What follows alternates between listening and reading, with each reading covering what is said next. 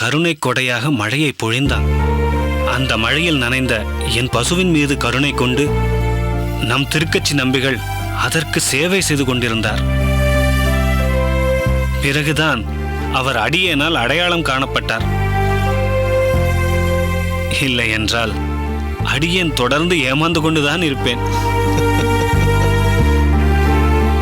நம் மடத்திற்கே வந்து போயிருக்கிறான். அமுது செய்தும் சென்றிருக்கிறான்.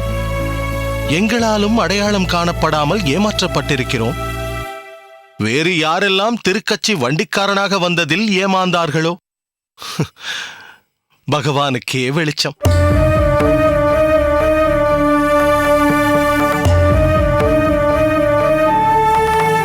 சுவாமி, அடியேனை மன்னித்தருள வேண்டும். யாரையும் ஏமாற்ற வேண்டும் என்பது அடியேனின் நோக்கம் அல்ல.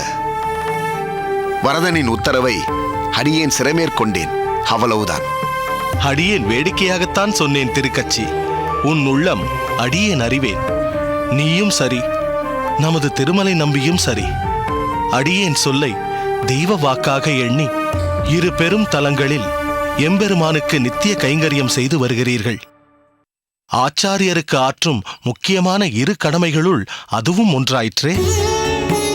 ஆச்சாரியருக்கு செய்யும் அந்த இரு சேவைகளையும் தங்கள் திருவாக்கால் கேட்க விரும்புகிறோம் சுவாமி. சொல்கிறேன்.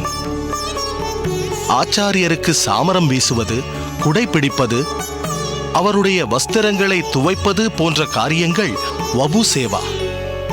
அதாவது உடல் ரீதியாக ஆச்சாரியனுக்கு செய்யும் சேவைகள் இவை.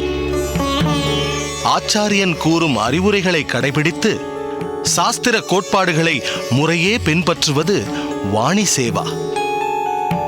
சற்றும் அகங்காரம் கொள்ளாமல் திருமலை நம்பி போல் அடியேன் கூறிய சேவையை செவ்வனே செய்து கொண்டிருக்கிறான் நம் திருக்கச்சி நம்பி.